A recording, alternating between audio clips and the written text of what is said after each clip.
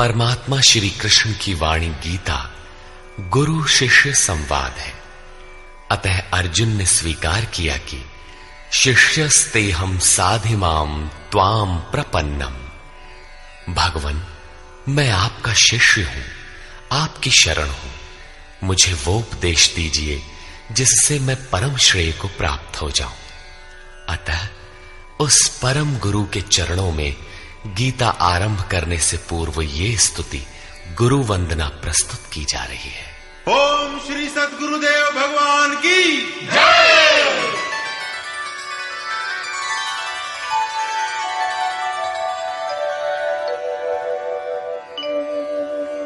जय सद्गुरुदेवं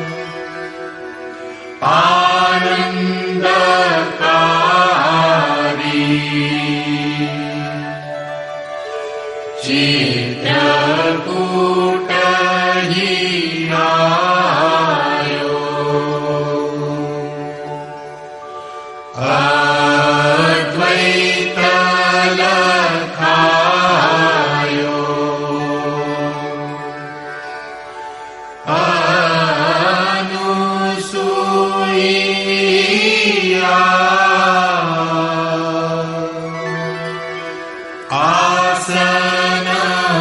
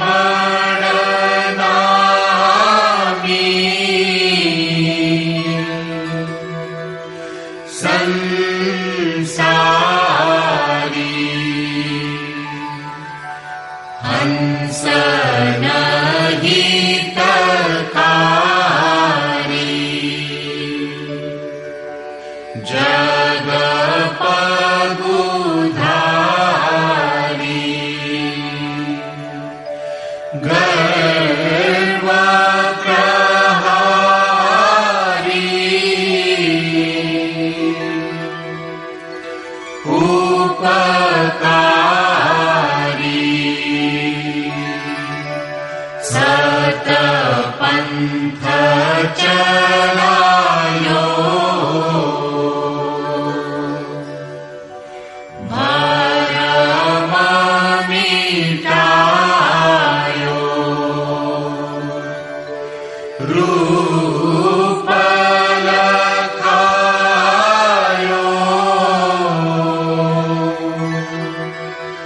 करतारी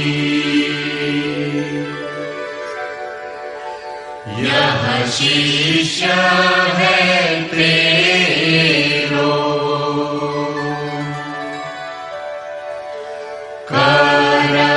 करतनी हो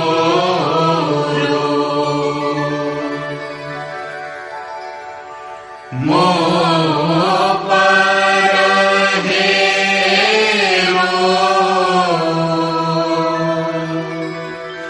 प्राणधारी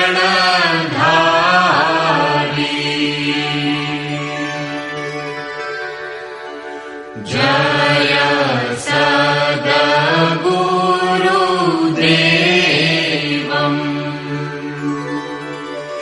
परमानन्दम् अमर शरीरम्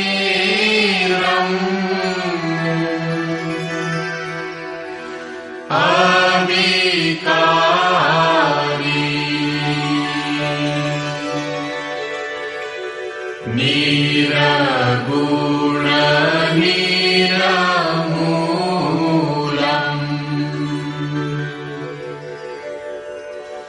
धरी स्थूलम्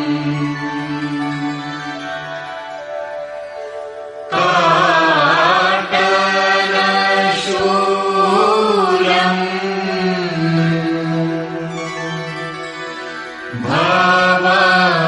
भवभारी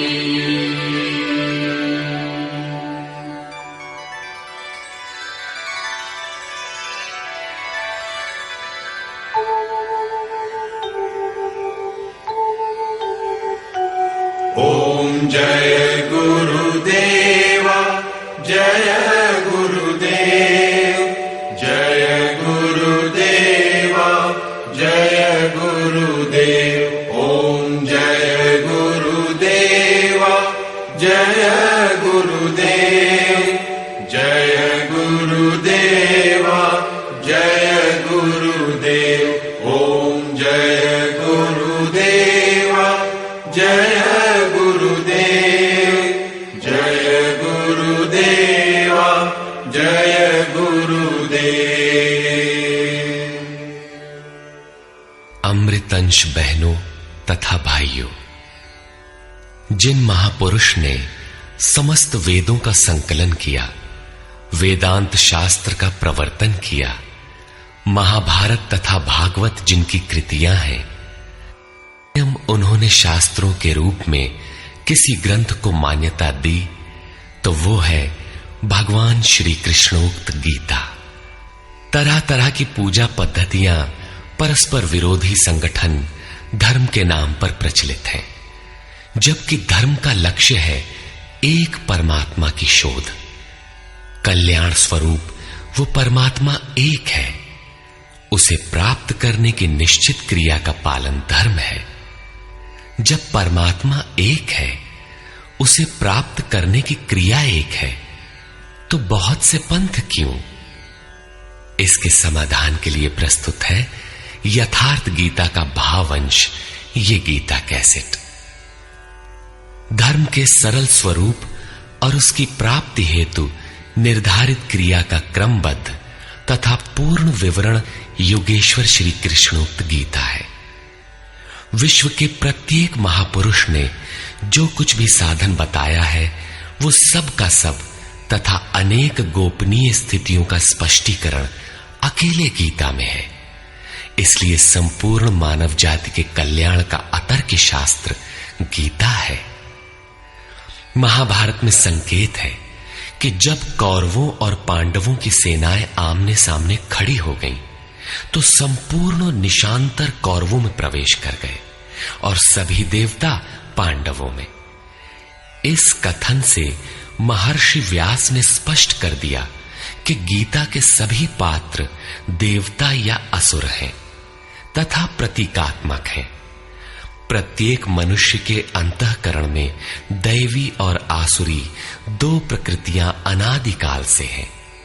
दैवी शक्तियों के सहयोग से जब मनुष्य अपने आत्म स्वरूप की ओर अग्रसर होता है तो काम, क्रोध, राग, द्वेष इत्यादि आसुरी वृत्तियां बाधा के रूप में आक्रमण करती हैं। उनका पार पाना ही वास्तविक युद्ध है। अर्जुन श्रेय के लिए विकल था। उसकी दृष्टि में श्रेय का उपाय था कुल धर्म, पिंडोदक क्रिया, वर्ण संकर से बचाव, कुल क्षय से बचने के लिए युद्ध न करना इत्यादि। मात्र इतनी सी शंका के समाधान हेतु भगवान को उसे 18 अध्याय गीता समझानी पड़ी। अंत में पूछा कि क्या तेरा मोह नष्ट हुआ? अर्जुन ने स्वीकार किया कि भगवान, मेरा मोह नष्ट हो गया और अब मैं वैसा ही करूंगा जैसा भगवान ने उपदेश दिया है। वस्तुतः ये केवल अर्जुन की शंका नहीं थी, बल्कि मानव मात्र की शंका है कि श्रेय क्या है, उसे कैसे प्राप्त करें। इसलिए स्त्री पुरुष, आबाल वृद्ध, मानव मात्र के लिए गीता के 18 अध्याय का अनुशीलन एवं नियमित पाठ नितांत आवश्यक है, जिससे ब्रह्म विधि की स्मृति सृजित रहे तथा बच्चों में भी इन कल्याणकारी संस्कारों का सृजन हो सके। इस गीता ज्ञान के बिना कोई भी मनुष्य उस ईश्वर के पथ पर नहीं चल सकता। अक्षय सुख, शाश्वत शांति, लोक में समृद्धि तथा मूल शंका समाधान हेतु इन कैसेटों का संकलन किया गया है।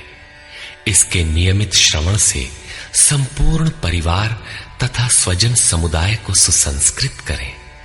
संसार में कहीं भी मनुष्य हो, उसके लिए गीता सदैव अमृत वाहिनी है। गीता आपका शास्त्र है।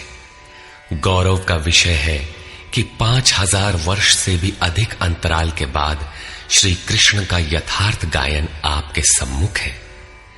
जन्म जन्मांतर की रूढ़ियों से ग्रस्त मस्तिष्क को स्वच्छ कर चिंतन के प्रशस्त पथ पर चलने के लिए इन कैसेटों का प्रसारण प्रातः अवश्य करें।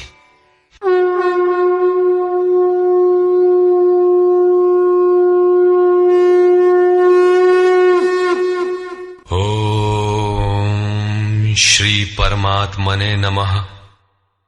यथार्थ गीता, श्रीमद् भगवत गीता, अथ प्रथमो अध्यायः।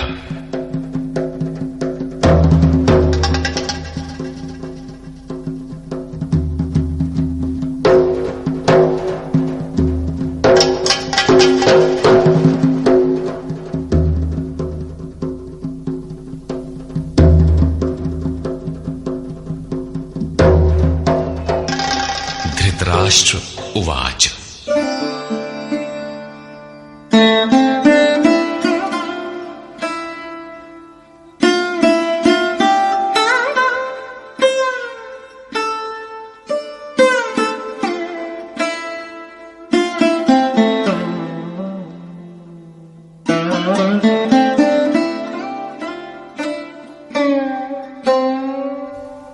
धर्मक्षेत्रे कुरुक्षेत्रे समवेता युयुत्सवः मामकाः पाण्डवाश्चैव किमकुर्वत संजय। धृतराष्ट्र ने पूछा, हे संजय, धर्म क्षेत्र कुरुक्षेत्र में एकत्र युद्ध की इच्छा वाले मेरे और पांडु के पुत्रों ने क्या किया? अज्ञान रूपी धृतराष्ट्र और संयम रूपी संजय। अज्ञान मन के अंतराल में रहता है। अज्ञान से आवृत मन धृतराष्ट्र जन्मांध है, किंतु संयम रूपी संजय के माध्यम से यह देखता है, सुनता है, वो समझता है कि परमात्मा ही सत्य है। फिर भी जब तक इससे उत्पन्न मोह रूपी दुर्योधन जीवित है, इसकी दृष्टि सदैव कौरवों पर रहती है, विकारों पर ही रहती है। धर्म एक क्षेत्र है। जब हृदय देश में दैवी संपत्ति का बाहुल्य होता है तो यह शरीर धर्म क्षेत्र बन जाता है, और जब इसमें आसुरी संपत्ति का बाहुल्य होता है तो यह शरीर कुरुक्षेत्र बन जाता है। कुरु अर्थात करो। यह शब्द आदेशात्मक है।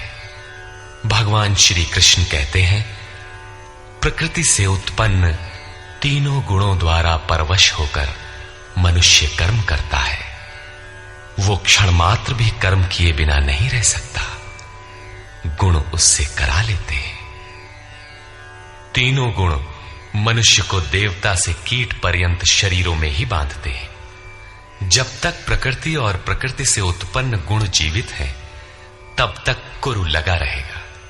अतः जन्म मृत्यु वाला क्षेत्र, विकारों वाला क्षेत्र कुरुक्षेत्र है, और परम धर्म परमात्मा में प्रवेश दिलाने वाली पुण्यमयी प्रवृत्तियों का क्षेत्र धर्म क्षेत्र है। पुरातत्वविद पंजाब में काशी प्रयाग के मध्य तथा अनेकानेक स्थलों पर कुरुक्षेत्र की शोध में लगे हैं, किंतु गीताकार ने स्वयं बताया है कि जिस क्षेत्र में यह युद्ध हुआ वो कहां है। इदम शरीरम कौन्तेय क्षेत्र मित्य भिधीयते। अर्जुन, ये शरीर ही क्षेत्र है, और जो इसको जानता है, इसका पार पा लेता है, वो क्षेत्रज्ञ है। आगे इन्होंने क्षेत्र का विस्तार बताया, जिसमें 10 इंद्रियां, मन, बुद्धि, अहंकार, 5 विकार और 3 गुणों का वर्णन है। शरीर ही क्षेत्र है, एक अखाड़ा है। इसमें लड़ने वाली प्रवृत्तियां 2 हैं, दैवी संपद और आसुरी संपद। पांडु की संतान और धृतराष्ट्र की संतान सजातीय और विजातीय प्रवृत्तियां। अनुभवी महापुरुष की शरण जाने पर इन दोनों प्रवृत्तियों में संघर्ष का सूत्रपात होता है। यह क्षेत्र क्षेत्रज्ञ का संघर्ष है, और यही वास्तविक युद्ध है। विश्व युद्धों से इतिहास भरा पड़ा है, किंतु उनमें जीतने वालों को भी शाश्वत विजय नहीं मिलती। ये तो आपसी बदले हैं। प्रकृति का सर्वथा शमन करके प्रकृति से परे की सत्ता का दिग्दर्शन करना और उसमें प्रवेश पाना ही वास्तविक विजय है। यही एक ऐसी विजय है जिसके पीछे हार नहीं है। यही मुक्ति है जिसके पीछे जन्म मृत्यु का बंधन नहीं है। इस प्रकार अज्ञान से आच्छादित प्रत्येक मन संयम के द्वारा जानता है कि क्षेत्र क्षेत्रज्ञ के युद्ध में क्या हुआ। अब जैसा जिसके संयम का उत्थान है, वैसे वैसे उसे दृष्टि आती जाएगी। संजय उवाच। दृष्ट्वा तु पाण्डवानीकम् व्यूढम् दुर्योधनस्तदा आचार्यमुपसंगम्य राजा वचनमब्रवीत्। उस समय राजा दुर्योधन ने व्यूह रचना युक्त पांडवों की सेना को देखकर द्रोणाचार्य के पास जाकर ये वचन कहा। द्वैत के आचरण ही द्रोणाचार्य हैं। जब जानकारी हो जाती है कि हम परमात्मा से अलग हो गए हैं, वहां उसकी प्राप्ति के लिए तड़प पैदा हो जाती है। तभी हम गुरु की तलाश में निकलते हैं। दोनों प्रवृत्तियों के बीच यही प्राथमिक गुरु है। यद्यपि बाद के सद्गुरु योगेश्वर श्री कृष्ण होंगे, जो योग की स्थिति वाले होंगे। राजा दुर्योधन आचार्य के पास जाता है। मोह रूपी दुर्योधन। मोह संपूर्ण व्याधियों का मूल है। राजा है, दुर्योधन दुरु अर्थात दूषित, योधन अर्थात वह धन। आत्मिक संपत्ति ही स्थिर संपत्ति है। उसमें जो दोष उत्पन्न करता है वो है मोह। ये प्रकृति की ओर खींचता है और वास्तविक जानकारी के लिए प्रेरणा भी प्रदान करता है। मोह है तभी तक पूछने का प्रश्न भी है, अन्यथा सभी पूर्ण ही हैं। अतः व्यूह रचना युक्त पांडवों की सेना को देखकर, अर्थात पुण्य से प्रवाहित सजातीय वृत्तियों को संगठित देखकर, मोह रूपी दुर्योधन ने गुरु द्रोण के पास जाकर यह कहा, पश्यैतां पाण्डुपुत्राणाम् आचार्य महतीं चमू व्यूढां द्रुपदपुत्रेण तव शिष्येण धीमता। हे आचार्य, आपके बुद्धिमान शिष्य द्रुपद पुत्र धृष्टद्युम्न द्वारा व्यूहाकार खड़ी की हुई पांडु पुत्रों की इस भारी सेना को देखिए। शाश्वत अचल पद में आस्था रखने वाला दृढ़ मन ही धृष्टद्युम्न है। यही पुण्यमयी प्रवृत्तियों का नायक है। साधन कठिन न मन कर टेका। साधन कठिन नहीं, मन की दृढ़ता कठिन होनी चाहिए। अब देखें सेना का विस्तार। अत्र शूरा महेश्वासा भीमार्जुन समायुधि युयुधानो विराटश्च द्रुपदश्च महारथः। इस सेना में महेश्वासा, महान ईश में वास दिलाने वाले भाव रूपी भीम, अनुराग रूपी अर्जुन के समान बहुत से शूरवीर, जैसे सात्विकता रूपी सात्यकी, विराट सर्वत्र ईश्वरी प्रवाह की धारणा, महारथी राजा द्रुपद अर्थात अचल स्थिति, तथा धृष्टकेतुश्चेकितानः काशीराजश्च वीर्यवान् पुरुजित् कुन्तिभोजश्च शैब्यश्च नरपुंगवः। धृष्टकेतु दृढ़ कर्तव्य, चेकितानः जहां भी जाए वहां से चित्त को खींचकर इष्ट में स्थिर करना, काशीराजः काया रूपी काशी में ही वो साम्राज्य है, पुरुजित स्थूल सूक्ष्म और कारण शरीरों पर विजय दिलाने वाला पुरुजित, कुंती भोजः कर्तव्य से भव पर विजय, नरों में श्रेष्ठ शैव्य अर्थात सत्य व्यवहार। युधामन्युश्च विक्रान्तः उत्तमौजाश्च वीर्यवान् सौभद्रो द्रौपदेयाश्च सर्व एव महारथाः। और पराक्रमी युधामन्यु, युद्ध के अनुरूप मन की धारणा, उत्तमौजाः शुभ की मस्ती, सुभद्रा पुत्र अभिमन्यु। जब शुभ आधार आ जाता है तो मन भय से रहित हो जाता है। ऐसा शुभ आधार से उत्पन्न अभय मन, ध्यान रूपी द्रौपदी के पांचों पुत्र वात्सल्य, लावण्य, सौम्यता, स्थिरता, सहृदयता, सब के सब महारथी हैं। साधन पथ पर संपूर्ण योग्यता के साथ चलने की क्षमताएं हैं। इस प्रकार दुर्योधन ने पांडव पक्ष के 15-20 नाम गिनाए, जो दैवी संपद के महत्वपूर्ण अंग हैं। विजातीय प्रवृत्ति का राजा होते हुए भी मोह ही सजातीय प्रवृत्तियों को समझने के लिए बाध्य करता है। दुर्योधन अपना पक्ष संक्षेप में कहता है, यदि कोई बाह्य युद्ध होता तो अपनी फौज बढ़ा चढ़ा कर गिनाता। विकार कम गिनाए गए, क्योंकि उन पर विजय पाना है। वे नाशवान हैं।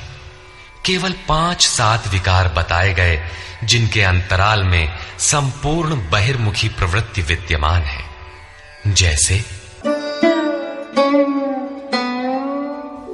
अस्माकं तु विशिष्टाये तान्निबोध द्विजोत्तम नायका मम सैन्यस्य संज्ञार्थं तान् ब्रवीमि ते। द्विजोत्तम, हमारे पक्ष में जो प्रधान हैं उन्हें भी आप समझ लें। आपको जानने के लिए मेरी सेना के जो नायक हैं उनको कहता हूं।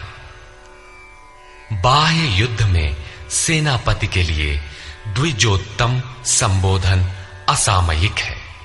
वस्तुतः गीता अंतःकरण की 2 प्रवृत्तियों का संघर्ष है, जिसमें द्वैत का आचरण ही द्रोण है।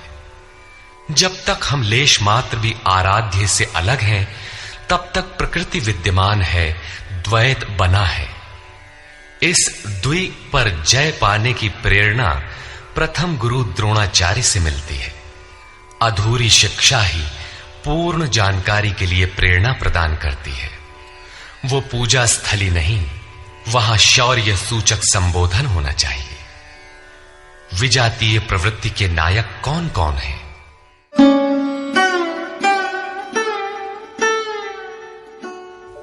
भवान् भीष्मश्च कर्णश्च कृपश्च समितिञ्जयः अश्वत्थामा विकर्णश्च सौमदत्तिस्तथैव च।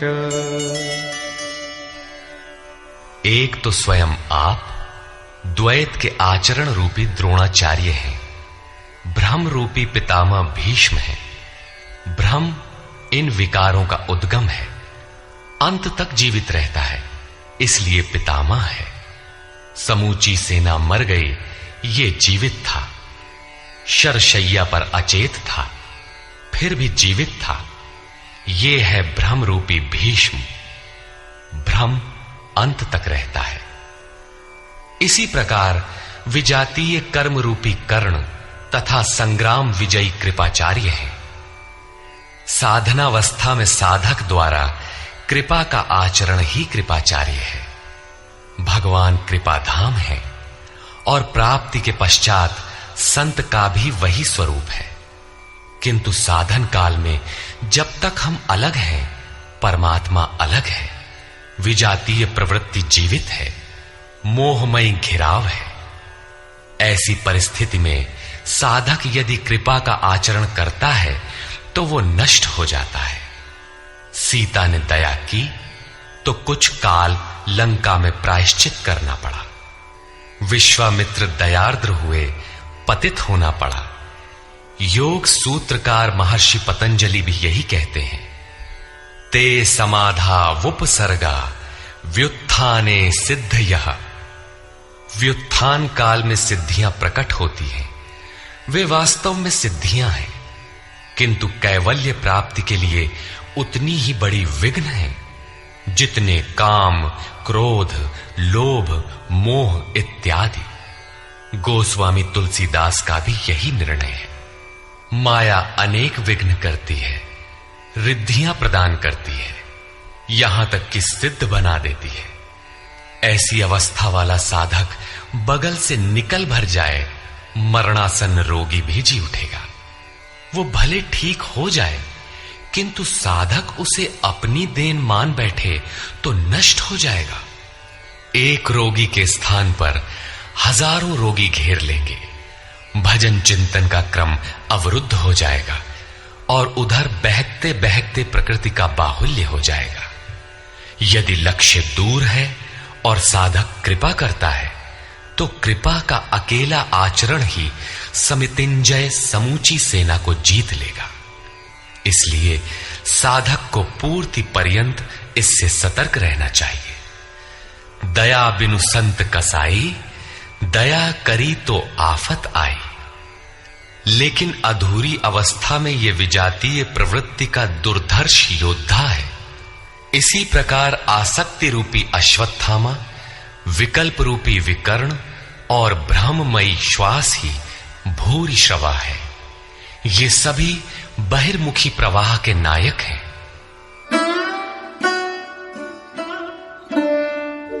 अन्ये च बहवः शूराः मदर्थे त्यक्तजीविताः नानाशस्त्र प्रहरणाः सर्वे युद्धविशारदाः।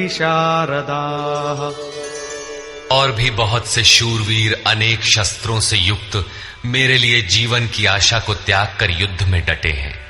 सभी मेरे लिए प्राण त्यागने वाले हैं, किंतु उनकी कोई ठोस गणना नहीं है।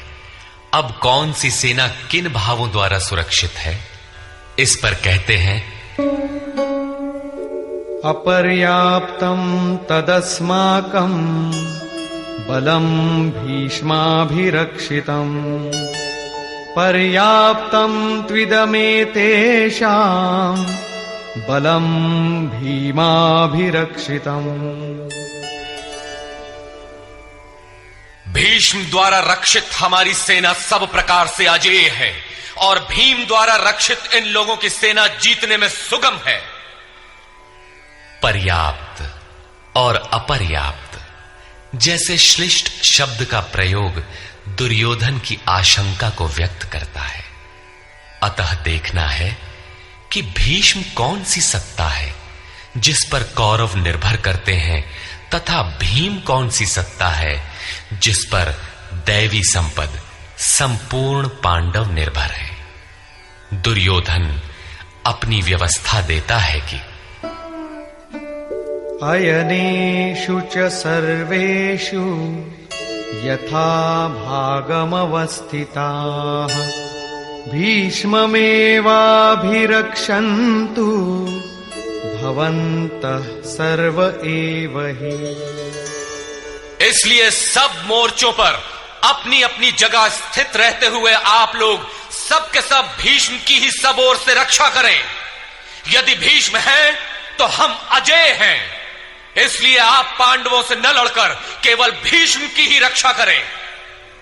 कैसा योद्धा है भीष्म जो स्वयं अपनी रक्षा नहीं कर पा रहा है, कौरवों को उसकी रक्षा व्यवस्था करनी पड़ रही है। ये कोई बाह्य योद्धा नहीं, ब्रह्म ही भीष्म है। जब तक ब्रह्म जीवित है तब तक विजातीय प्रवृत्तियां कौरव अजेय हैं। अजेय का यह अर्थ नहीं कि जिसे जीता ही ना जा सके, बल्कि अजेय का अर्थ दुर्जय है, जिसे कठिनाई से जीता जा सकता हो। महा अजय संसार रिपु जीत सकई सो वीर। यदि भ्रम समाप्त हो जाए तो अविद्या अस्तित्वहीन हो जाए। मोह इत्यादि जो आंशिक रूप से बचे भी हैं, शीघ्र ही समाप्त हो जाएंगे। भीष्म की इच्छा मृत्यु थी, इच्छा ही भ्रम है। इच्छा का अंत और भ्रम का मिटना एक ही बात है। इसी को संत कबीर ने सरलता से कहा, इच्छा काया इच्छा माया इच्छा जग उपजाया। कह कबीर जे इच्छा विवर्जित ताका पार न पाया। जहां भ्रम नहीं होता वो अपार और अव्यक्त है। इस शरीर के जन्म का कारण इच्छा है, इच्छा ही माया है और इच्छा ही जगत की उत्पत्ति का कारण है। सो कामयत तदैक्षत बहुश्याम प्रजायेय इति। कबीर कहते हैं, जो इच्छाओं से सर्वथा रहित हैं, तिनका पार न पाया। वे अपार अनंत असीम तत्व में प्रवेश पा जाते हैं। यो कामो निष्काम आप्त काम आत्म कामो न तस्य प्राणा उत्क्रामंति ब्रह्म व सन ब्रह्माप्येति। जो कामनाओं से रहित आत्मा में स्थिर आत्म स्वरूप है, उसका कभी पतन नहीं होता। वो ब्रह्म के साथ एक हो जाता है। आरंभ में इच्छाएं अनंत होती हैं और अंततो गत्वा परमात्म प्राप्ति की इच्छा शेष रहती है। जब ये इच्छा भी पूरी हो जाती है तब इच्छा भी मिट जाती है। यदि उससे भी बड़ी कोई वस्तु होती तो आप उसकी इच्छा अवश्य करते। जब उससे आगे कोई वस्तु है ही नहीं तो इच्छा किसकी होगी? जब प्राप्त होने योग्य कोई वस्तु अप्राप्त न रह जाए तो इच्छा भी समूल नष्ट हो जाती है और इच्छा के मिटते ही ब्रह्म का सर्वथा अंत हो जाता है। यही भीष्म की इच्छा मृत्यु है। भीम द्वारा रक्षित इन लोगों की सेना जीतने में सुगम है। भाव रूपी भीम भावे विद्यते देवः। भाव में वो क्षमता है कि अविदित परमात्मा भी विदित हो जाता है। भाववस्य भगवान सुख निधान करुणा अयन। श्री कृष्ण ने इसे श्रद्धा कहकर संबोधित किया है। भाव में वो क्षमता है कि भगवान को भी वश में कर लेता है। भाव से ही संपूर्ण पुण्यमयी प्रवृत्ति का विकास है। ये पुण्य का संरक्षक है तो इतना बलवान कि परम देव परमात्मा को संभव बनाता है, किंतु साथ ही इतना कोमल भी है कि आज भाव है तो कल अभाव में बदलते देर नहीं लगती। इष्ट में लेश मात्र भी त्रुटि प्रतीत होने पर भाव डगमगा जाता है। पुण्यमयी प्रवृत्ति विचलित हो उठती है, इष्ट से संबंध टूट जाता है। इसलिए भीम द्वारा रक्षित इन लोगों की सेना जीतने में सुगम है। महर्षि पतंजलि का भी यही निर्णय है। स तु दीर्घ काल नैरंतर्य सत्कारा सेवितो दृढ़ भूमि। दीर्घ काल तक निरंतर श्रद्धा भक्ति पूर्वक किया हुआ साधन ही दृढ़ हो पाता है।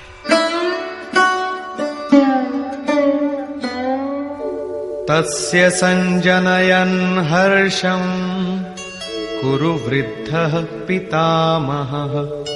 सिंहनादं विनद्योच्चैः शंखं दद्मौ प्रतापवान। इस प्रकार अपने बलाबल का निर्णय लेकर शंख ध्वनि हुई। शंख ध्वनि पात्रों के पराक्रम की घोषणा है कि जीतने पर कौन सा पात्र आपको क्या देगा। कौरवों में वृद्ध प्रतापवान पितामह भीष्म ने उस दुर्योधन के हृदय में हर्ष उत्पन्न करते हुए उच्च स्वर से सिंहनाद के समान भयप्रद शंख बजाया। सिंह प्रकृति से भयावह पहलू का प्रतीक है। घोर जंगल के नीरव एकांत में शेर की दहाड़ कान में पड़ जाए तो रोंगटे खड़े हो जाएंगे, हृदय कांपने लगेगा। यद्यपि शेर आपसे मीलों दूर है। भय प्रकृति में होता है, परमात्मा में नहीं। वो तो अभय सत्ता है। भ्रम रूपी भीष्म यदि विजयी होता है तो प्रकृति के जिस भयारण्य में आप हैं उससे भी अधिक भय के आवरण में बांध देगा। भय की एक परत और बढ़ जाएगी, भय का आवरण घना हो उठेगा। ये भ्रम इसके अतिरिक्त और कुछ नहीं दे सकेगा। अतः प्रकृति से निवृत्ति ही गंतव्य का मार्ग है। संसार में प्रवृत्ति तो भवाटवी है, घोर अंधकार की छाया है। इसके आगे कौरवों की कोई घोषणा नहीं है। कौरवों की ओर से कई बाजे एक साथ बजे, किंतु कुल मिलाकर वे भी भय ही प्रदान करते हैं, इससे अधिक कुछ नहीं। प्रत्येक विकार कुछ न कुछ भय तो देता ही है।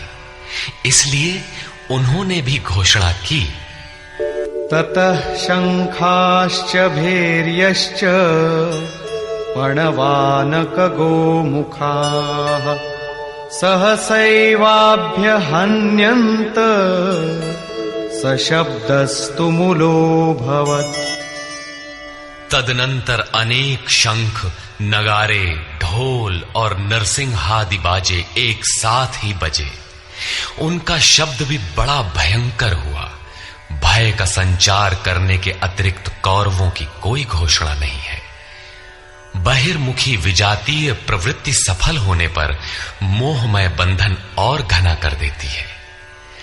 अब पुण्यमयी प्रवृत्तियों की ओर से घोषणाएं हुई, जिनमें पहली घोषणा योगेश्वर श्री कृष्ण की है।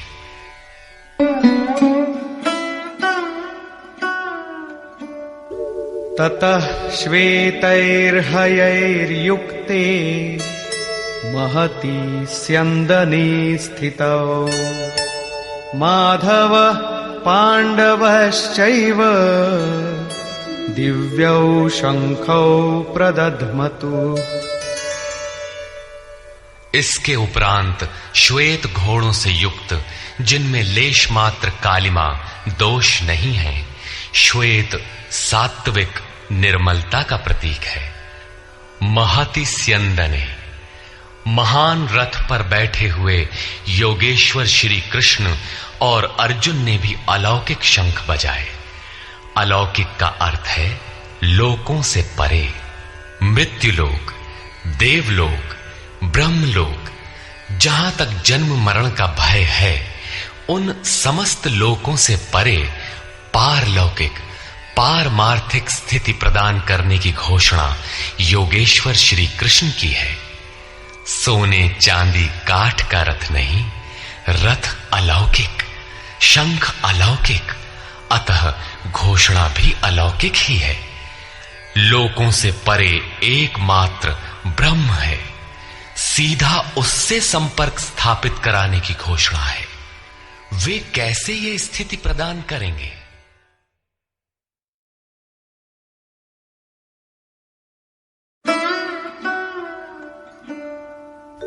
पाञ्चजन्यम् ऋषिकेशो देवदत्तम् धनञ्जयः पौण्ड्रम् दध्मौ महाशङ्खम् भीमकर्मावृकोदरः।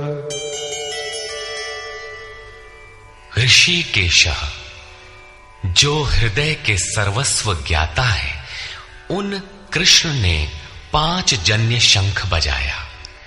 पांचों ज्ञानेंद्रियों को पंच तन्मात्राओं शब्द, स्पर्श, रूप, रस, गंध के रसों से समेटकर अपने जन भक्त की श्रेणी में ढालने की घोषणा की।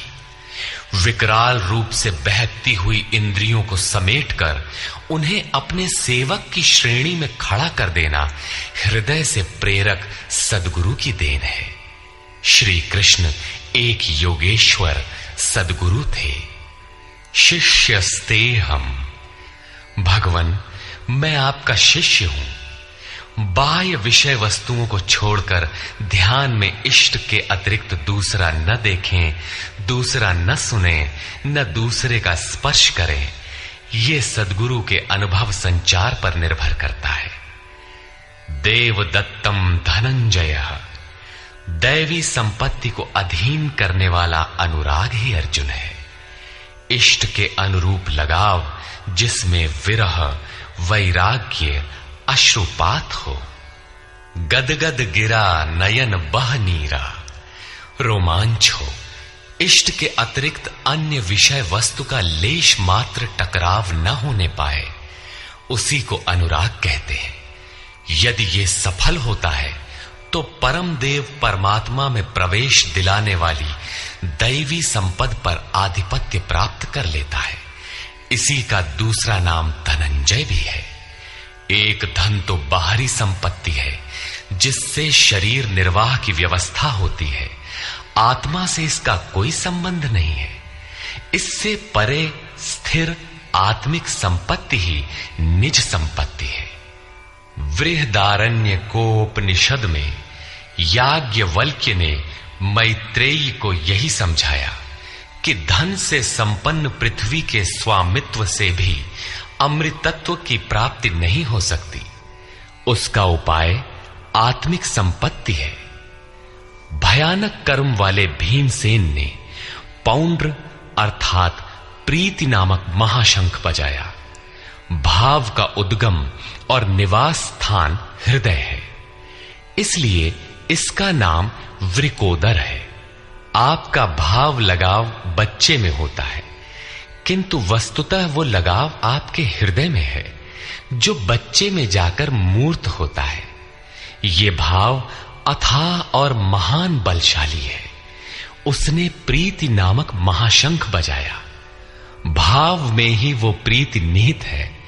इसीलिए भीम ने पौंड्र प्रीति नामक महाशंख बजाया।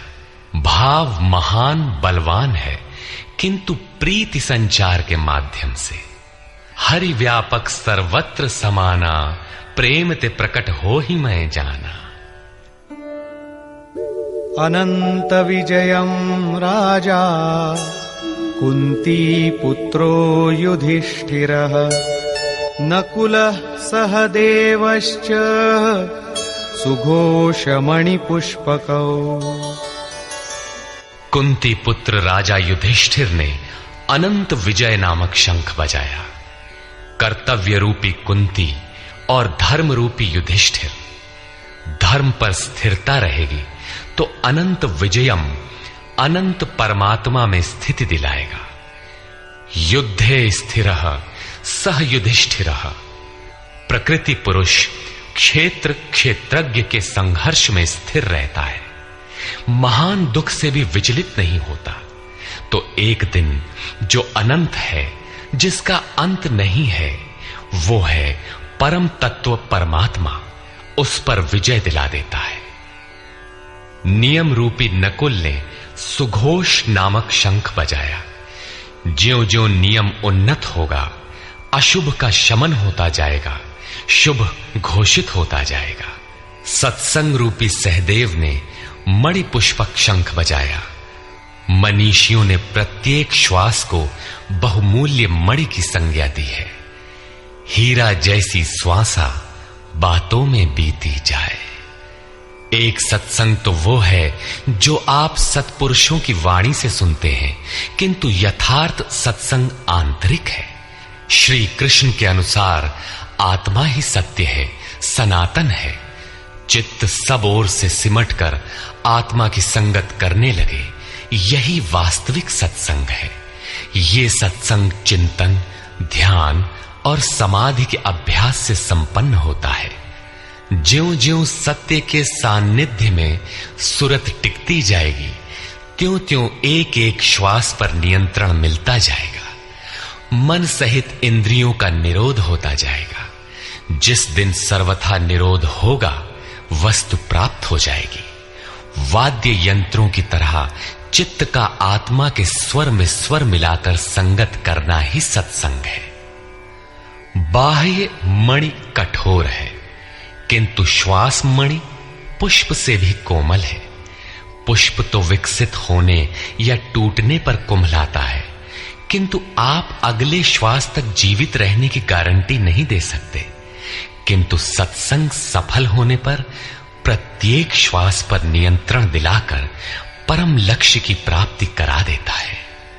इसके आगे पांडवों की कोई घोषणा नहीं है, किंतु प्रत्येक साधन कुछ न कुछ निर्मलता के पथ में दूरी तय करता है। आगे कहते हैं,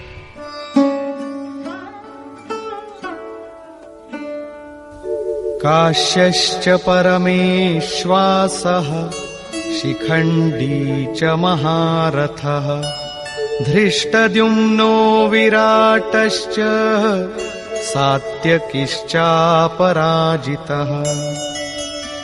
काया रूपी काशी। पुरुष जब सब ओर से मन सहित इंद्रियों को समेटकर काया में ही केंद्रित करता है, तो परमेश्वासः परम ईश में वास का अधिकारी हो जाता है। परम ईश में वास दिलाने में सक्षम काया ही काशी है। काया में ही परम ईश का निवास है।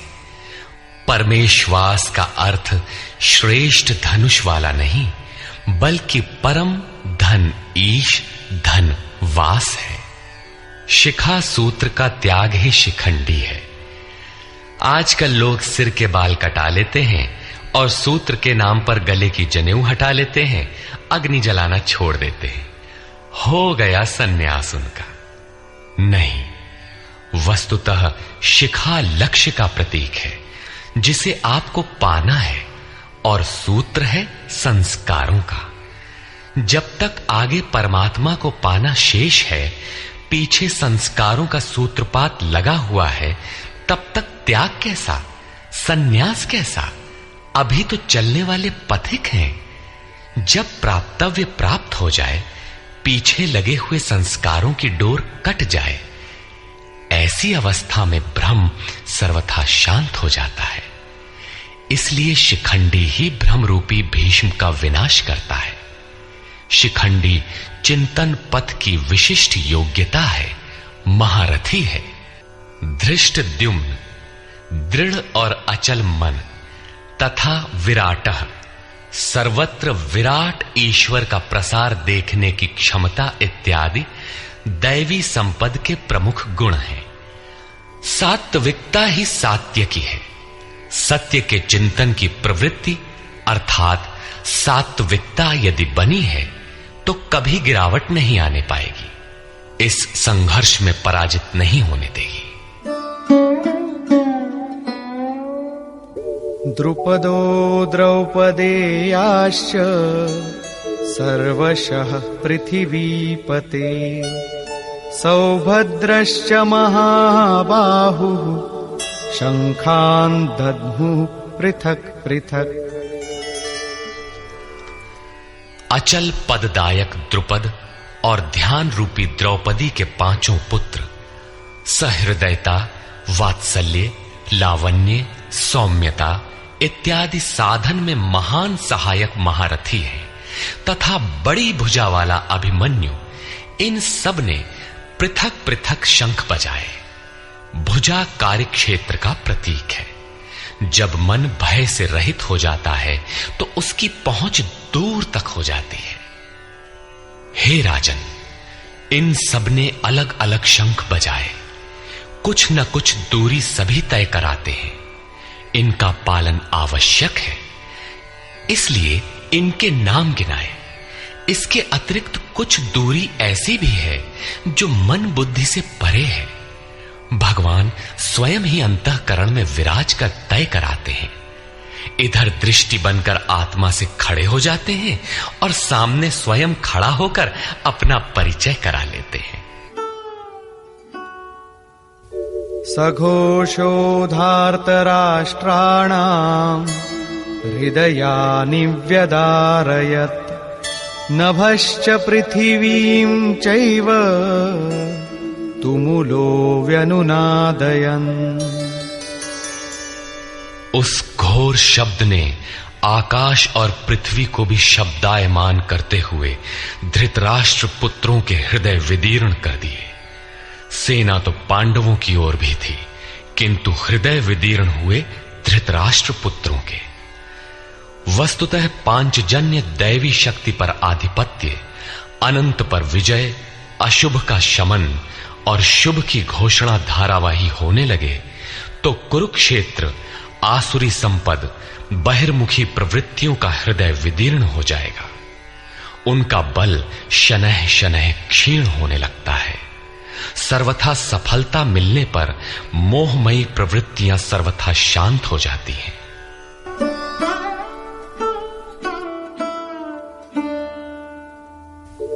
अथ व्यवस्थितान् दृष्ट्वा धार्तराष्ट्रान् कपिध्वजः प्रवृत्ते शस्त्रसम्पाते धनुरुद्यम्य पाण्डवः ऋषिकेशं तदा वाक्यम् इदमाह महीपते सेनयोरुभयोर्मध्ये रथं स्थापयमेच्युत।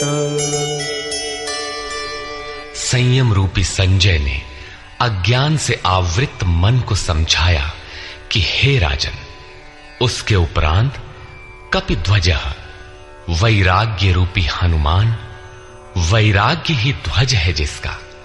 ध्वज राष्ट्र का प्रतीक माना जाता है। कुछ लोग कहते हैं ध्वजा चंचल थी, इसलिए कपिध्वज कहा गया, किंतु नहीं, यहां कपि साधारण बंदर नहीं, स्वयं हनुमान थे, जिन्होंने मान अपमान का हनन किया था। सममान निरादर आदरहीन। प्रकृति की देखी सुनी वस्तुओं से, विषयों से राग का त्याग ही वैराग्य है।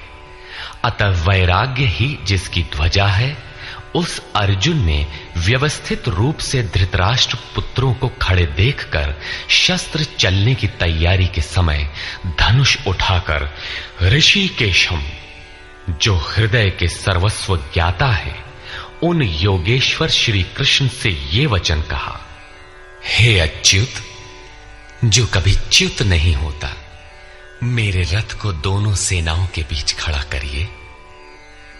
यहां सारथी को दिया गया आदेश नहीं, इष्ट सदगुरु से की गई प्रार्थना है, किस लिए खड़ा करें?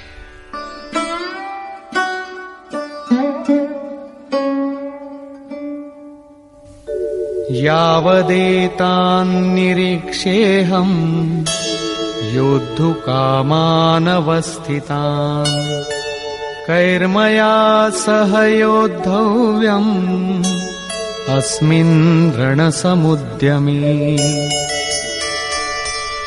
जब तक मैं इन स्थित हुए युद्ध की कामना वालों को अच्छी प्रकार देख न लूं कि इस युद्ध के उद्योग में मुझे किन किन के साथ युद्ध करना योग्य है, इस युद्ध व्यापार में मुझे किन किन के साथ युद्ध करना है।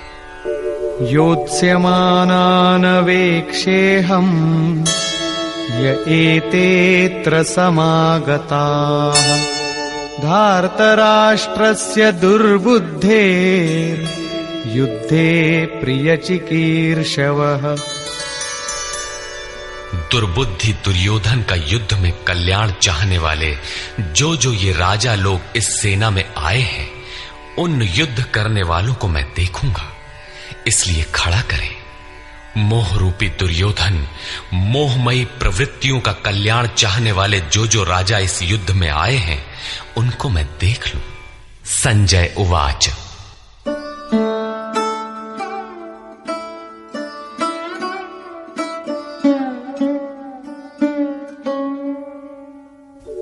एवमुक्तो ऋषिकेशो गुडाकेशेन भारत सेनयोरुभयोर्मध्ये स्थापयित्वा रथोत्तमम् भीष्मद्रोणप्रमुखतः सर्वेषां च महीक्षिताम् उवाच पार्थ पश्यैतान् समवेतान् कुरुनीति।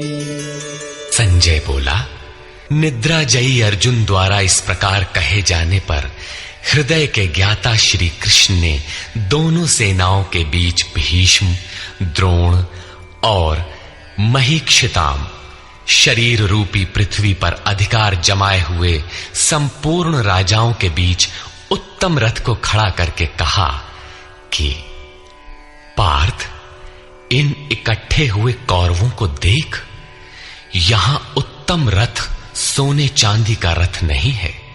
संसार में उत्तम की परिभाषा नश्वर शरीर के प्रति अनुकूलता प्रतिकूलता से की जाती है। ये परिभाषा अपूर्ण है। जो हमारे आत्मा हमारे स्वरूप का सदैव साथ दे, वही उत्तम है, जिसके पीछे अनुत्तम मलिनता न हो।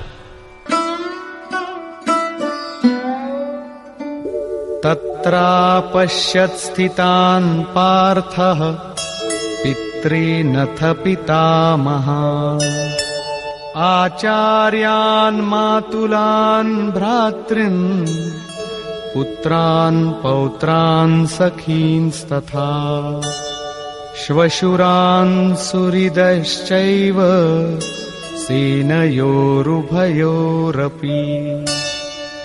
इसके उपरांत अचूक लक्ष्य वाले पार्थिव शरीर को रथ बनाने वाले पार्थ ने उन दोनों सेनाओं में स्थित पिता के भाइयों को, पितामहों को, आचार्यों को, मामाओं को, भाइयों को, पुत्रों को, पौत्रों को, मित्रों को, श्वसुरों को और सुहृदों को देखा।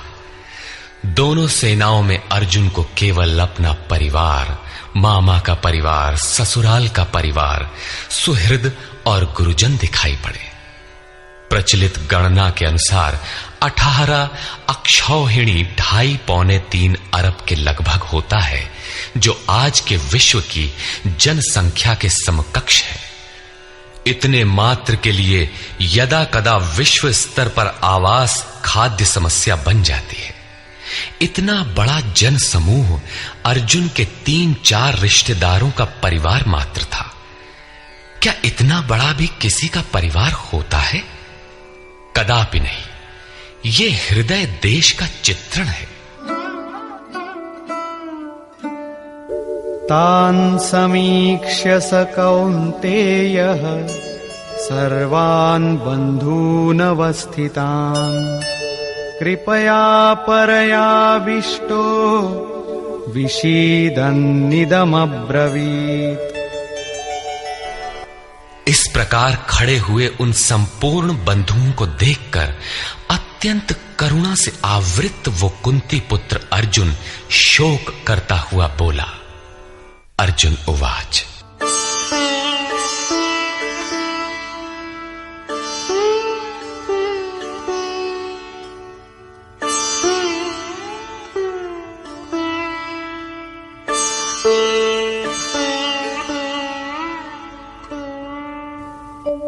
दृष्ट्वेमं स्वजनं कृष्ण युयुत्सुं समुपस्थितम् सीदन्ति मम गात्राणि मुखं च परिशुष्यति वेपथुश्च शरीरे मे रोमहर्षश्च जायते। हे कृष्ण, इस युद्ध की इच्छा वाले खड़े हुए स्वजन समुदाय को देखकर मेरे अंग शिथिल हुए जाते हैं, मुख सूखा जाता है और मेरे शरीर में कंप तथा रोमांच हो रहा है। इतना ही नहीं, गांडीवं स्रंसते हस्तात् त्वक्चैव परिदह्यते न च शक्नोम्यवस्थातुं भ्रमतीव च मे मनः। हाथ से गांडीव गिरता है, त्वचा भी जल रही है। अर्जुन को ज्वर सा हो आया, संतप्त हो उठा कि ये कैसा युद्ध है जिसमें स्वजन ही खड़े हैं। अर्जुन को भ्रम हो गया। वो कहता है, अब मैं खड़ा रह पाने में भी अपने को असमर्थ पा रहा हूं। अब आगे देखने की सामर्थ्य नहीं है। निमित्तानि च पश्यामि विपरीतानि केशव न च श्रेयोनुपश्यामि हत्वा स्वजनमाहवे। हे केशव, इस युद्ध का लक्षण भी विपरीत ही देखता हूं। युद्ध में अपने कुल को मारकर परम कल्याण भी नहीं देखता हूं। कुल को मारने से कल्याण कैसे होगा?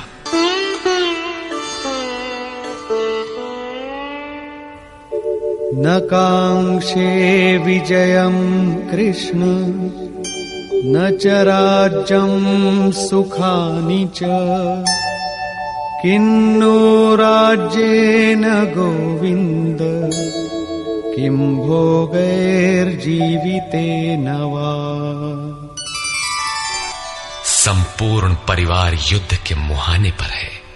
इन्हें युद्ध में मारकर विजय से मिलने वाला राज्य और राज्य से मिलने वाला सुख अर्जुन को नहीं चाहिए।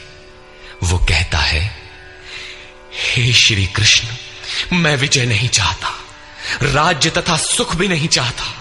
हे गोविंद, हमें राज्य या भोग अथवा जीवन से भी क्या प्रयोजन है? क्यों?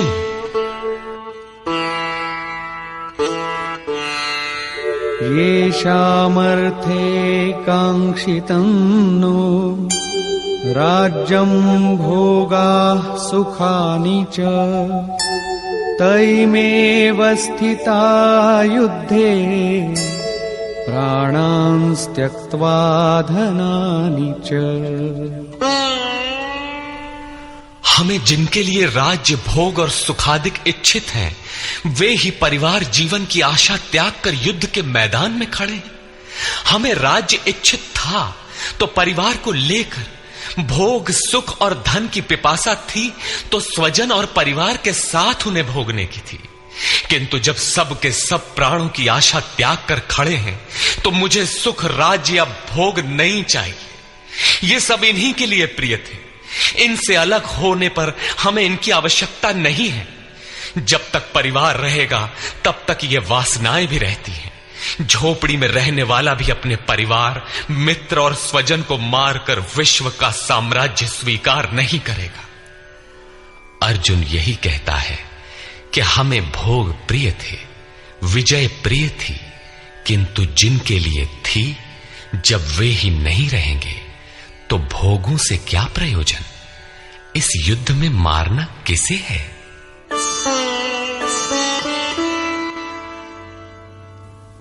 आचार्याः पितरः पुत्राः तथैव च पितामहाः मातुलाः श्वशुराः पौत्राः शालाः सम्बन्धिनस्तथा।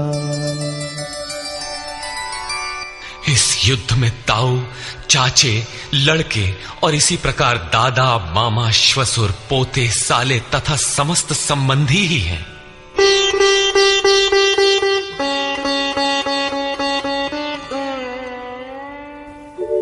एतान्न हन्तुमिच्छामि घ्नतोऽपि मधुसूदन अपि त्रैलोक्य राज्यस्य हेतो किन्नु मही कृते। हे मधुसूदन, मुझे मारने पर भी अथवा 3 लोक के राज्य के लिए भी मैं इन सबको मारना नहीं चाहता। फिर पृथ्वी के लिए कहना ही क्या? 18 अक्षौहिणी सेना में अर्जुन को अपना परिवार ही दिखाई पड़ा। इतने अधिक स्वजन वास्तव में क्या हैं? वस्तुतः अनुराग ही अर्जुन है। भजन के आरंभ में प्रत्येक अनुरागी के समक्ष यही समस्या रही है। सभी चाहते हैं कि हम भजन करें, उस परम सत्य को पालें, किंतु किसी अनुभवी सद्गुरु के संरक्षण में कोई अनुरागी जब क्षेत्रज्ञ के संघर्ष को समझता है कि हमें किन से लड़ना है, तो वो हताश हो जाता है। वो चाहता है कि हमारे पिता का परिवार, ससुराल का परिवार, मामा का परिवार, सुहृद, मित्र और गुरुजन साथ रहे, सभी सुखी रहें और इन सब की व्यवस्था करते हुए हम परमात्म स्वरूप की प्राप्ति भी कर लें। किंतु जब वो समझता है कि आराधना में अग्रसर होने के लिए परिवार छोड़ना होगा, इन संबंधों का मोह समाप्त करना होगा, तो वो अधीर हो उठता है। पूज्य महाराज जी कहा करते थे, मरना और साधु होना बराबर है। साधु के लिए सृष्टि में दूसरा कोई जीवित है भी, किंतु घर वालों के नाम पर कोई नहीं है। यदि कोई है तो लगाव है, मोह समाप्त कहां हुआ? जहां तक लगाव है उसका पूर्ण त्याग, उस लगाव के अस्तित्व मिटने पर ही उसकी विजय है।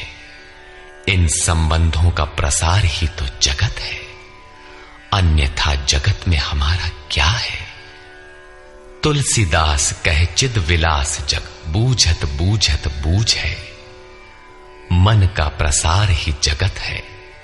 योगेश्वर कृष्ण ने भी मन के प्रसार को ही जगत कहकर संबोधित किया।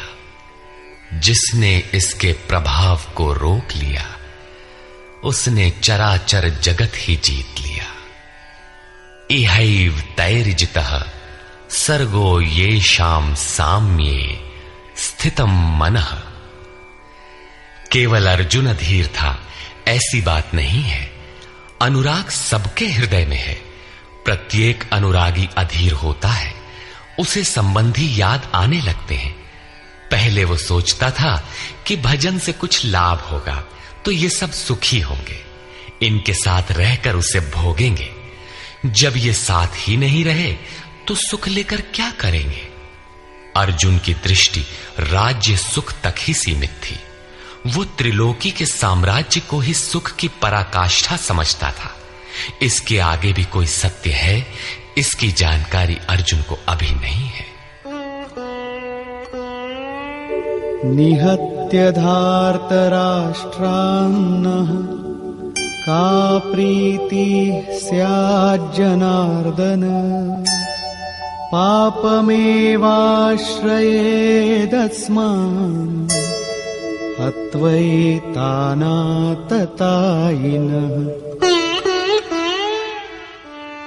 हे जनार्दन, धृतराष्ट्र के पुत्रों को मारकर भी हमें क्या प्रसन्नता होगी?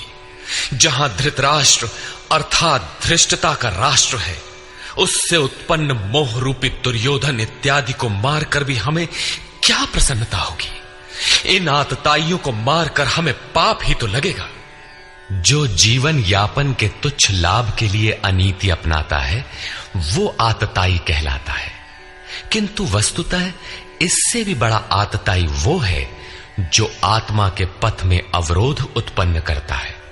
आत्मदर्शन में बाधक काम, क्रोध, लोभ, मोह आदि का समूह ही आतताई है। तस्मान्नार्हा वयं हन्तुं धार्तराष्ट्रान् स्वबान्धवान् स्वजनं हि कथं हत्वा सुखिनः स्याम माधव। इससे हे माधव, अपने बांधव धृतराष्ट्र के पुत्रों को मारने के लिए हम योग्य नहीं हैं। स्वबांधव कैसे? वे तो शत्रु थे ना। वस्तुतः शरीर के रिश्ते अज्ञान से उत्पन्न होते हैं। ये मामा है, ससुराल है, स्वजन समुदाय है, ये सब अज्ञान ही तो है। जब शरीर ही नश्वर है तब इसके रिश्ते ही कहां रहेंगे? मोह है तभी तक सुहृद है, हमारा परिवार है, हमारी दुनिया है। मोह नहीं तो कुछ भी नहीं।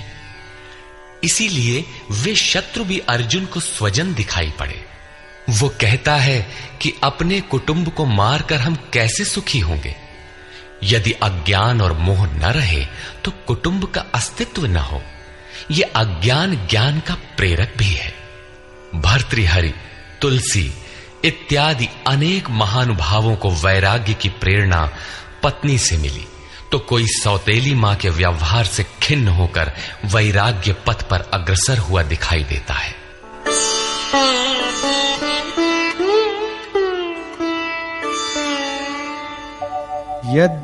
यद्यप्येतेन पश्यन्ति लोभोपहत चेतसः कुलक्षयकृतं दोषम् मित्रद्रोहे च पातकम्।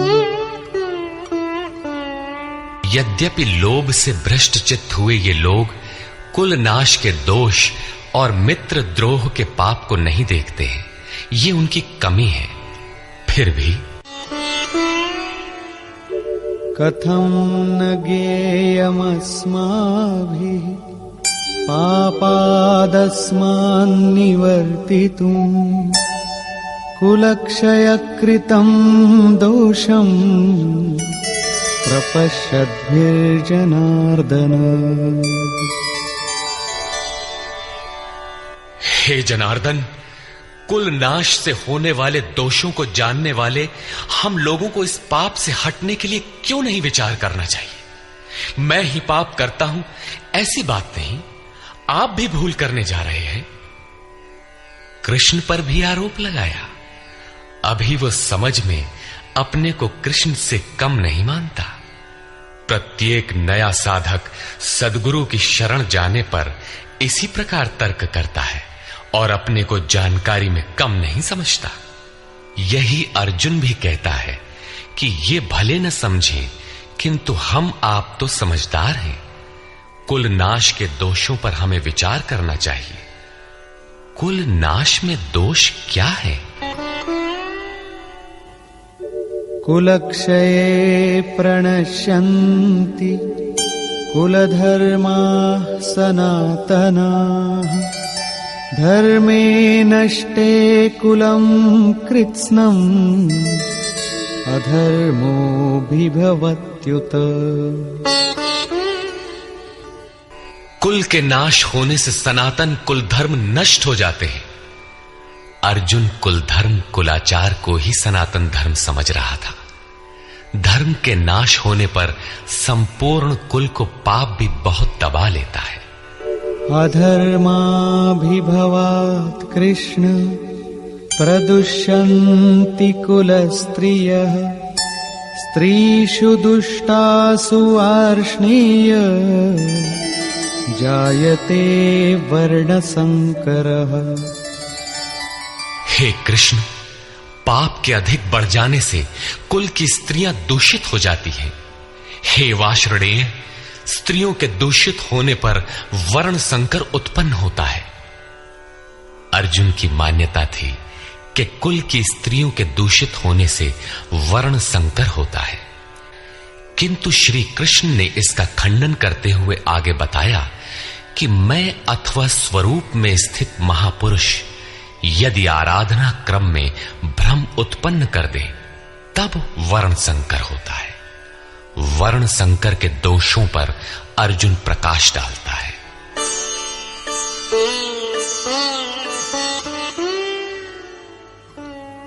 संकरो नरकायैव कुलघ्नानां कुलस्य च पतन्ति पितरो येषां लुप्तपिण्डोदकक्रियाः।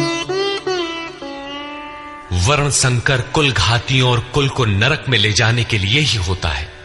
लुप्त हुई पिंड क्रिया वाले इनके पितर लोग भी गिर जाते हैं। वर्तमान नष्ट हो जाता है, अतीत के पितर गिर जाते हैं और भविष्य वाले भी गिरेंगे। इतना ही नहीं, दोषैरेतैः कुलघ्नानां वर्णसंकरकारकैः उत्साद्यन्ते जातिधर्माः कुलधर्माश्च शाश्वताः। इन वर्ण संकर कारक दोषों से कुल और कुलघातियों के सनातन कुल धर्म और जाति धर्म नष्ट हो जाते हैं। अर्जुन मानता था कि कुल धर्म सनातन है, कुल धर्म ही शाश्वत है, किंतु श्री कृष्ण ने इसका खंडन किया और आगे बताया कि आत्मा ही सनातन शाश्वत धर्म है। वास्तविक सनातन धर्म को जानने से पहले मनुष्य धर्म के नाम पर किसी न किसी रूढ़ि को जानता है। ठीक इसी प्रकार अर्जुन भी जानता है, जो कृष्ण के शब्दों में एक रूढ़ि है। उत्सन्न कुलधर्माणां मनुष्याणां जनार्दन नरके नियतं वासो भवतीत्यनुशुश्रुम। हे जनार्दन, नष्ट हुए कुल धर्म वाले मनुष्यों का अनंत काल तक नरक में वास होता है, ऐसा हमने सुना है। कुल धर्म ही नहीं नष्ट होता, बल्कि शाश्वत सनातन धर्म भी नष्ट हो जाता है।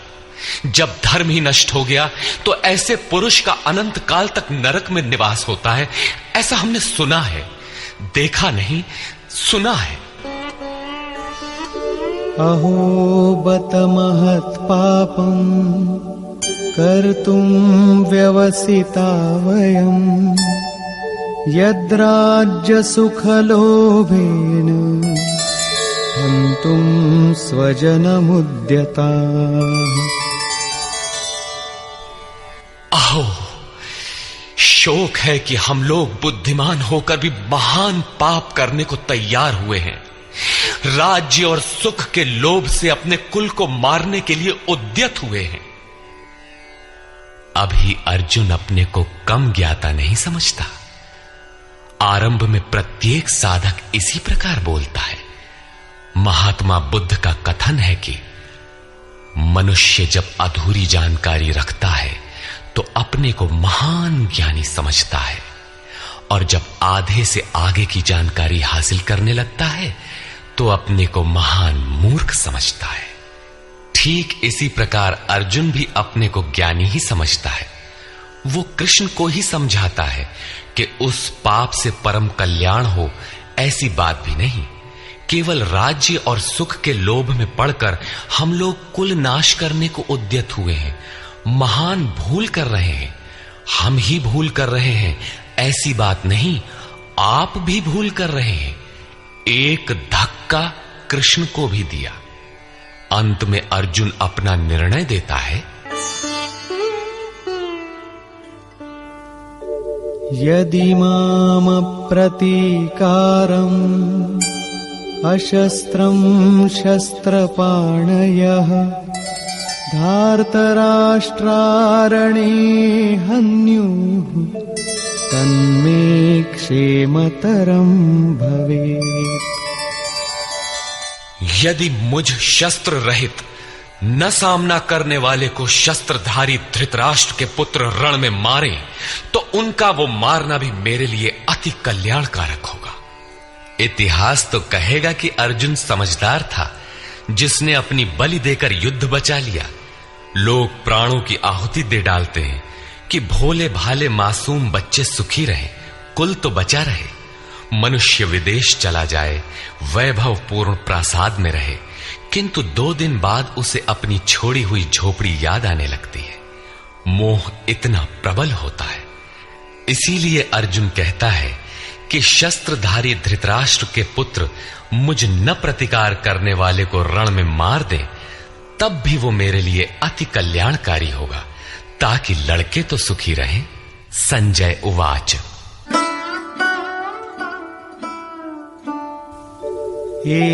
एवमुक्त्वार्जुनः संख्ये रथोपस्थ उपाविशत् विसृज्य सशरं चापं शोकसंविघ्नमानसः। संजय बोला कि रणभूमि में शोक से उद्विग्न मन वाला अर्जुन इस प्रकार कहकर बाण सहित धनुष को त्याग कर रथ के पिछले भाग में बैठ गया, अर्थात क्षेत्र क्षेत्रज्ञ के संघर्ष में भाग लेने से पीछे हट गया। निष्कर्ष। गीता क्षेत्र क्षेत्रज्ञ के युद्ध का निरूपण है। यह ईश्वरीय विभूतियों से संपन्न भगवत स्वरूप को दिखाने वाला गायन है। यह गायन जिस क्षेत्र में होता है वह युद्ध क्षेत्र शरीर है, जिसमें 2 प्रवृत्तियां हैं, धर्म क्षेत्र और कुरुक्षेत्र। उन सेनाओं का स्वरूप और उनके बल का आधार बताया। शंख ध्वनि से उनके पराक्रम की जानकारी मिली। तदनंतर जिस सेना से लड़ना है उसका निरीक्षण हुआ, जिसकी गणना 18 अक्षौहिणी अर्थात लगभग 6.5 अरब कही जाती है, किंतु वस्तुतः वे अनंत हैं। प्रकृति के दृष्टिकोण 2 हैं। एक इष्टोन्मुखी प्रवृत्ति दैवी संपद, दूसरी बहिर्मुखी प्रवृत्ति आसुरी संपद। दोनों प्रकृति ही हैं। एक इष्ट की ओर उन्मुख करती है, परम धर्म परमात्मा की ओर ले जाती है, और दूसरी प्रकृति में विश्वास दिलाती है। पहले दैवी संपद को साधकर आसुरी संपद का अंत किया जाता है, फिर शाश्वत सनातन परब्रह्म के दिग्दर्शन और उसमें स्थिति के साथ दैवी संपद की आवश्यकता शेष हो जाती है। युद्ध का परिणाम निकल आता है। अर्जुन को सैन्य निरीक्षण में अपना परिवार ही दिखाई पड़ता है, जिसे मारना है। जहां तक संबंध है उतना ही जगत है। अनुराग के प्रथम चरण में पारिवारिक मोह बाधक बनता है। साधक जब देखता है कि मधुर संबंधों में इतना विच्छेद हो जाएगा जैसे वे थे ही नहीं, तो उसे घबराहट होने लगती है। स्वजनासक्ति को मारने में उसे अकल्याण दिखाई देने लगता है। वह प्रचलित रूढ़ियों में अपना बचाव ढूंढने लगता है, जैसा अर्जुन ने किया। उसने कहा, कुल धर्म ही सनातन धर्म है। इस युद्ध से सनातन धर्म नष्ट हो जाएगा, कुल की स्त्रियां दूषित होंगी, वर्ण संकर पैदा होगा, जो कुल और कुलघातियों को अनंत काल तक नरक में ले जाने के लिए ही होता है। अर्जुन अपनी समझ से सनातन धर्म की रक्षा के लिए विकल है। उसने श्री कृष्ण से अनुरोध किया कि हम लोग समझदार होकर भी ये महान पाप क्यों करें? अर्थात श्री कृष्ण भी पाप करने जा रहे हैं। अंततोगत्वा पाप से बचने के लिए मैं युद्ध नहीं करूंगा, ऐसा कहता हुआ हताश अर्जुन रथ के पिछले भाग में बैठ गया। क्षेत्रज्ञ के संघर्ष से पीछे हट गया। टीकाकारों ने इस अध्याय को अर्जुन विषाद योग कहा है। अर्जुन अनुराग का प्रतीक है। सनातन धर्म के लिए विकल होने वाले अनुरागी का विषाद योग का कारण बनता है। यही विषाद मनु को हुआ था। हृदय बहुत दुख लाग, जन्म गयऊ हरि भगति बिनु। संशय में पड़कर ही मनुष्य विषाद करता है। उसे संदेह था कि वर्ण संकर पैदा होगा जो नरक में ले जाएगा। सनातन धर्म के नष्ट होने का भी उसे विषाद था। अतः संशय विषाद योग का सामान्य नामकरण इस अध्याय के लिए उपयुक्त है। अतः ओम तत्सदिति श्रीमद्भगवद गीता सूपनिषत्सु ब्रह्म विद्यायाम योग शास्त्रे श्री कृष्णार्जुन संवादे संशय विषाद योगो नाम प्रथमोऽध्यायः। इस प्रकार स्वामी अड़गड़ानंद कृत श्रीमद्भगवद गीता के भाष्य यथार्थ गीता का प्रथम अध्याय पूर्ण होता है। हरि